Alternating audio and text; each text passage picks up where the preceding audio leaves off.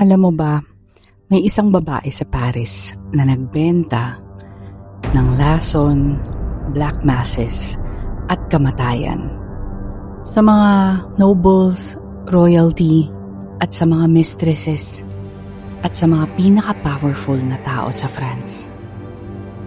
At paano kung sinabi kong maski yung hari ay halos abot kamay na niya? This is the story of Catherine Dye, also known as La Voisin. Paris, 1600s. Maganda sa labas, pero sa ilalim, bulok, corrupt, hayok sa kapangyarihan. And in the shadows, people were not just praying to God anymore.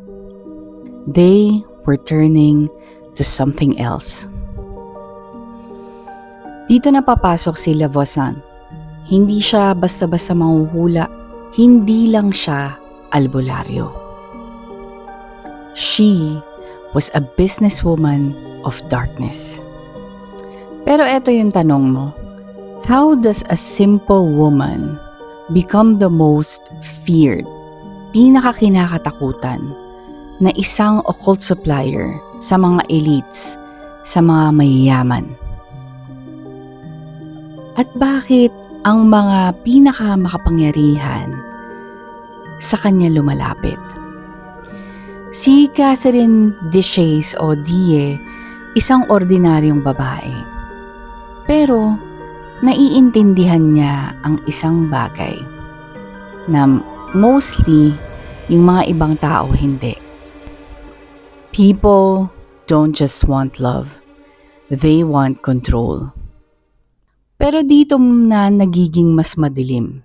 May mga bulong-bulungan kasi na nag-start na kumalat. Hindi lang daw mga potions ang binibenta niya, hindi lang yung mga ordinaryong gamot. May ginagawa siyang mga ritual. At doon siya naging delikado. So itong mga ritual na to, tinatawag na black masses. Imagine niyo, no?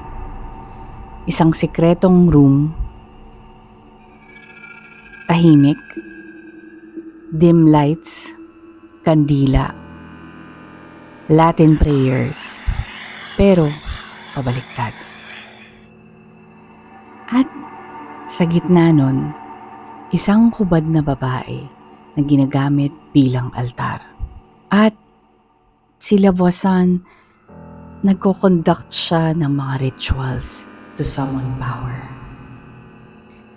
Pero ito ang pinaka nakakagimbal. One of her clients ay na-chismis, ika nga, na konektado sa maraming tao. Konektado din siya sa mismong hari. At kung totoo man yun, gaano kaya kalalim ang korupsyon dito? Si La Voisin, hindi lang siya nagdi-deal basta-basta sa larangan ng magic. She also dealt in death. Inheritance powders daw ang tinatawag. Slow, hindi natitrace agad, undetectable, minsan invisible sa naked eye. Perfect yan para sa mga may mga kalaban. Perfect yan para sa mga asawa na gustong mawala. Mga karibal na kailangan alisin.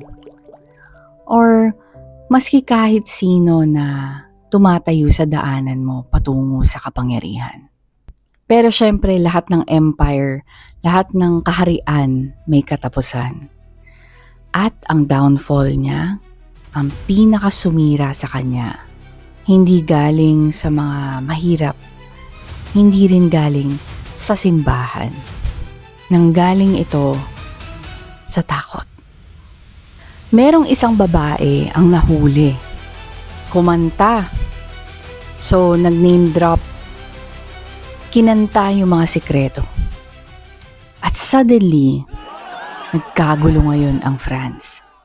At dito mo marirealize, no? Hindi lang ito tungkol sa isang babae. Tungkol ito sa isang sistema Isang sistema, isang sikretong mundo na kung saan power, fear, and desire can create monsters. Noong 1680, na-execute si Lavoisier. Sinunog siya ng buhay. Walang confession, walang buong kaalaman, hindi nalaman yung totoo. At maraming pangalan ang hindi nabunyag. Alam nyo, minsan kapag sobrang hayok tayo sa kapangyarihan, sa atensyon, sa kasikatan, sa fame, at mismo sa notoriety, sa desperasyon natin, nakakagawa tayo ng mga bagay na hindi naman makakabuti sa atin. Para bang hindi natin nakikita agad yung silver lining doon sa dulo ng tunnel. Dahil mas pinipili nating kontrolin ang sitwasyon kaysa sa tanggapin na may mga bagay na kailangan nating pagdaanan, na kailangan nating paghirapan bago natin maabot yun. Mga pagsubok na hindi para sirain tayo, kung hindi para subukin ang paniniwala natin sa isang bagay na higit pa sa kontrol ng tao. Sana sa mga nanood nito, lagi natin tandaan isang quote mula kay Aristotle. It is during our darkest moments that we must focus to see the light. Kung trip mo pang makarinig ng mga ganitong dark tales, folklore at true crime stories, subscribe. I'll see you next time. Bye for now.